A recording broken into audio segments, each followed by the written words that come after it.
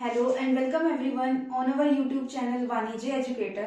आज हम अपना न्यू चैप्टर स्टार्ट करने वाले हैं, determination of income level and employment output. Last lecture में हमने स्टडी किया था aggregate demand, aggregate supply and it's related components. अगर अभी तक आपने वो वीडियो नहीं देखी है तो डिस्क्रिप्शन में लिंक गिवन है, आई बटन में गिवन है, आप जाके चेक कर सकते हैं। हम अपना नेक्स्ट टॉपिक स्टार्ट करते हैं। As per Keynes, determination of income level and output को डिटरमाइन किया है केन्स ने। केन्स इकोनॉमिस्ट थे, इसे हम केन्सियन थियरी भी कहते हैं। Equilibrium level of income implies equilibrium level of output, मतलब कि जितनी हमारी इनकम होगी उसी बेसिस पे जो हमारा इक्विलिब्रियम है स्ट्रक होगा, जहां हमारी income is equal to output हो जाएगी। Equilibrium level of output implies equilibrium level of employment, मतलब कि जहां पे हमारा आउटपुट जो है स्ट्रक होगा वहीं पे हमारी एम्प्लॉयमेंट भी स्ट्रक हो जाएगी। There are 3 version of the same question, मतलब एक ही क्वेश्चन के ये 3 वर्जन है। इसका मेन मीनिंग क्या है? इनकम हमारी किससे डिनोट होती है? वाई से। आउटपुट एंड एम्प्लॉयमेंट,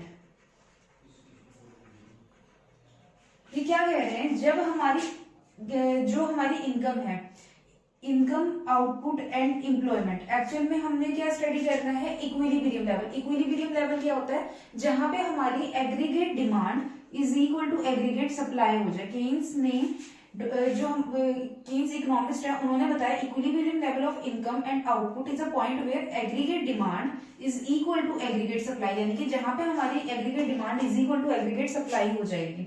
अब इक्विलिब्रियम लेवल ऑफ इनकम क्या होगा? जहां पे इनकम जो होगी इक्विलिब्रियम में होगी, वहीं पे हमारा जो आउटपुट भी क्या होगा? इक्विलिब्रियम हो जाएगा, यानी कि इनकम और आउटपुट क्या हो जाएगी? इक्वल में हो जाएगी, और जो एम्प्लॉयमेंट भी क्या हो जाएगा? हमारा इक्वल में आ जाएगा। उसका रीजन क्या है? जितनी हमारी इनकम है उसी बेसिस पे हम लोग भी क्या करते हैं? आउटपुट प्रोड्यूस करते हैं, क्योंकि इनकम जितनी, हम लोगों के पास जितना पैसा आएगा उसी बेसिस पे हमारी आउटपुट भी क्या होगी? प्रोड्यूस होगी। और जितनी हमारी आउटपुट प्रोड्यूस होगी उसी बेसिस पे तो हम क्या करेंगे? अपना एम्प्लॉयमेंट लेवल जनरेट करेंगे। आउटपुट, अगर किसी प्रोडक्शन हमें करनी है, प्रोडक्शन करने के लिए हम कुछ लोगों को एम्प्लॉय भी करेंगे, तो यानी कि जितनी आउटपुट की हमें जरूरत है उस बेसिस पे हम जो एम्प्लॉयमेंट लेवल लगा रहे हैं वो भी क्या होगा? इक्विलिब्रियम में होगा। तो इनकम, आउटपुट और एम्प्लॉयमेंट लेवल, वो क्या है? तीनों एक दूसरे के साथ कोरिलेटेड हैं। इनकम जैसे जैसे बढ़ेगी आउटपुट भी वैसे वैसे बढ़ेगी, इनकम जैसे जैसे बढ़ेगी आउटपुट बढ़ेगी, एम्प्लॉयमेंट लेवल भी बढ़ेगा। इनकम जैसे ही कम होगी आउटपुट भी कम होगा और एम्प्लॉयमेंट लेवल भी कम होगा। इस बेसिस पे ये तीनों एक साथ चलेंगे। और इक्विलिब्रियम लेवल हमारा कहाँ होगा? Equilibrium level is a place where aggregate demand is equal to aggregate supply, जहां पे हमारी एग्रीगेट डिमांड, यानी कि जितना हम डिमांड कर रहे हैं उतनी की सप्लाई जहां पे आएगी वो हमारा क्या होगा? इक्विलिब्रियम लेवल वहां पे हमारा स्ट्रक हो जाएगा। नेक्स्ट कुछ एक अजम्पशन हम लेके चले। 2 अजम्पशंस रहती हैं इस क्वेश्चन में, जहां हमारे को अपना इक्विलिब्रियम लेवल डिटरमाइन करना है। वहां पे सबसे पहला पॉइंट क्या रहेगा? There is a closed economy. Closed economy वो इकोनॉमी होती है जहां पे हमारा दूसरी कंट्री के साथ कोई भी ट्रेडिंग नहीं रहती, यानी कि जितनी भी इनकम है हमारी, डोमेस्टिक इनकम ही हमारी क्या हो जाएगी? नेशनल इनकम हो जाएगी।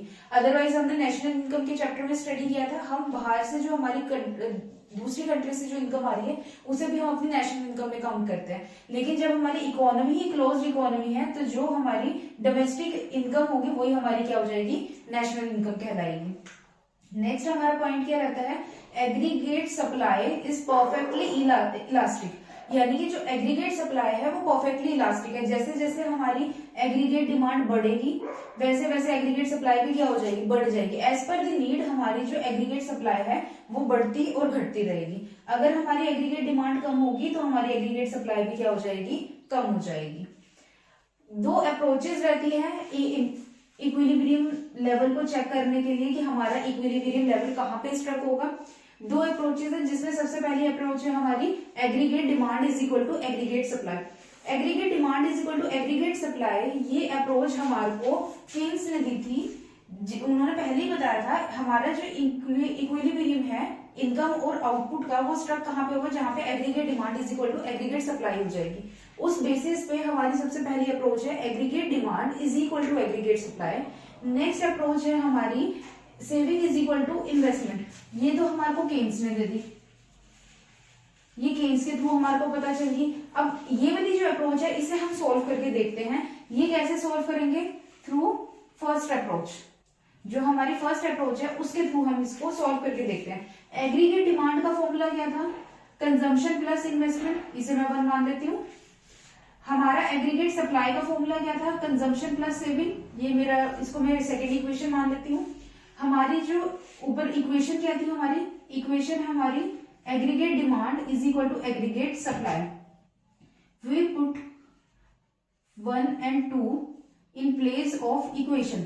इक्वेशन की जगह मैं अगर एग्रीगेट डिमांड और एग्रीगेट सप्लाई की जगह C+1 और C+S लिख दूं, यानी कि consumption plus investment is equal to consumption plus saving. Consumption से कंजम्पशन कट जाएगा तो investment is equal to saving, यानी कि हम जितना इन्वेस्ट कर रहे हैं वो ही हमारी आगे चल के क्या होगी? सेविंग होगी। यानी कि investment is equal to saving. जहां पे हमारी इन्वेस्टमेंट और सेविंग इक्वल में आ जाएगी वहां पे हमारा क्या हो जाएगा? इक्विलिब्रियम स्ट्रक हो जाएगा। इक्विलिब्रियम की सिचुएशन कहाँ होगी? जहां पे हमारा investment is equal to saving हो जाएगा, और यहाँ पे जहां पे हमारी aggregate demand is equal to aggregate supply हो जाएगी वहां पे हमारा इक्विलिब्रियम स्ट्रक हो जाएगा। ये दो हमारी कंडीशंस हैं जहां पे हमारा इनकम लेवल और आउटपुट लेवल जो है डिटरमाइन हो जाएगा कि किस इनकम लेवल पे कितना हम आउटपुट प्रोड्यूस करेंगे। Aggregate demand is equal to aggregate supply, saving is equal to investment.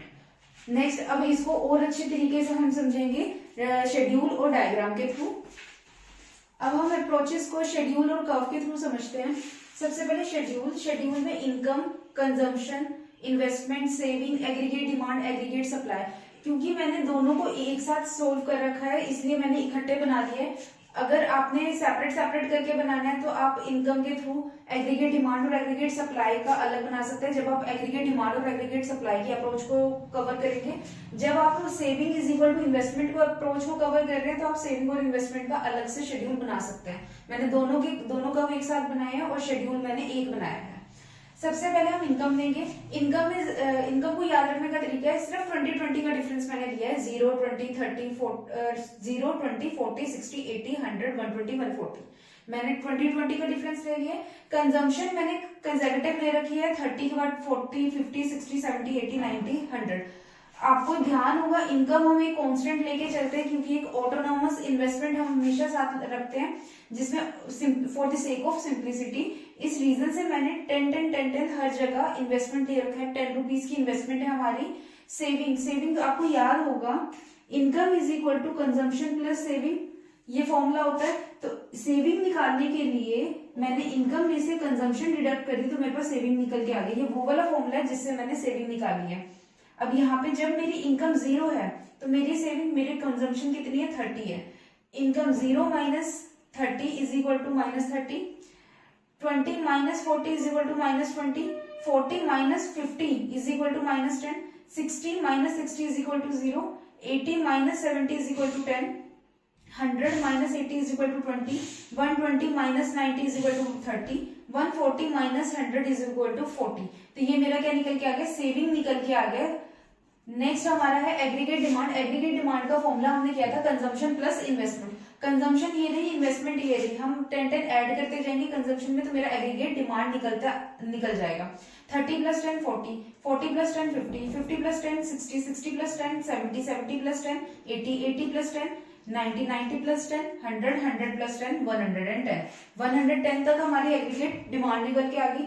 Next आता है हमारा aggregate schedule, aggregate supply. Aggregate supply is equal to consumption plus saving. Consumption हमारे पास ये रही, सेविंग हमारी ये रही।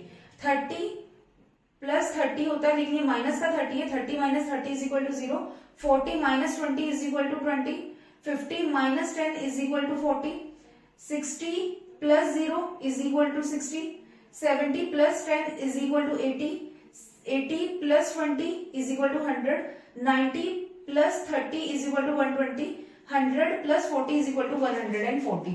और आपको ध्यान होगा मैंने स्टार्टिंग में कराया था, जो हमारी इनकम होती है वही हमारी एग्रीगेट सप्लाई होती है।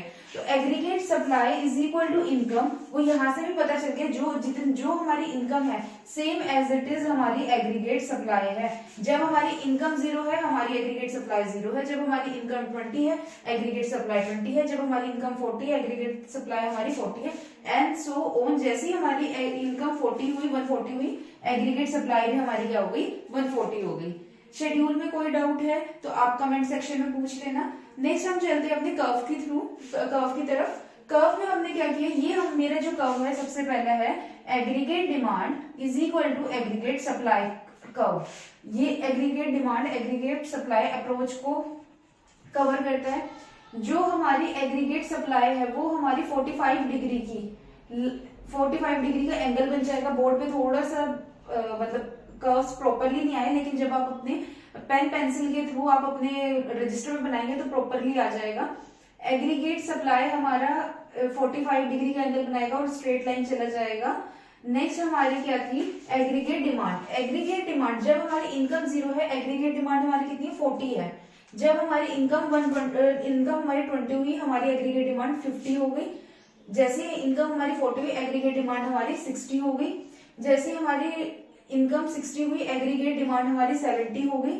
इनकम हमारी 60 है एग्रीगेट डिमांड हमारी 70 है। 80 जैसे हमारी इनकम हुई एग्रीगेट डिमांड हमारी 80 हो गई। जैसे हमारी इनकम 100 हुई एग्रीगेट डिमांड 90 हो गई। जैसे इनकम हमारी 120 हुई एग्रीगेट डिमांड हमारी 100 हो गई। तो इससे हमारे को ये पता चल रहा है यहाँ से इनकम जब तक हमारी 60 तक इनकम हमारी नहीं थी तब तक तो हमारी जो एग्रीगेट डिमांड थी वो क्या थी ज्यादा थी और हमारी इनकम क्या थी कम थी। लेकिन एट द पॉइंट ऑफ 80 जब हमारी इनकम लेवल 80 हो रहा है तो हमारी एग्रीगेट डिमांड क्या हो रही है 80 हो रही है। और यही this is the place where aggregate demand is equal to aggregate supply और we can say it is a point of equilibrium. यहाँ पे हमारा इक्विलिब्रियम स्ट्रक होगा क्योंकि एग्रीगेट डिमांड और एग्रीगेट सप्लाई इक्वल में आ रहा है। नेक्स्ट जैसे जैसे हमारी इनकम अब बढ़ने लगी है हमारी जो एग्रीगेट डिमांड है वो क्या होने लगी है कम होने लगी है, क्योंकि अब हम अपनी डिमांड के साथ साथ कुछ हिस्सा जो है सेविंग का भी रख रहे हैं, यानी कि सेविंग भी हमने करनी स्टार्ट कर दी है। यहाँ पे हमारी जो एग्रीगेट डिमांड की जो लाइन है वो इस तरीके से जाएगी। ये एक पॉइंट है इनकम जहां हमारी 80 है, इनकम जहां हमारी 80 है वहीं पे हमारा एग्रीगेट डिमांड के इक्विलिब्रियम है। ये इक्विलिब्रियम की सिचुएशन है। नेक्स्ट हमने किया था जो हमारी नेक्स्ट अप्रोच थी वो नेक्स्ट अप्रोच कौन सी थी हमारी saving is equal to investment approach.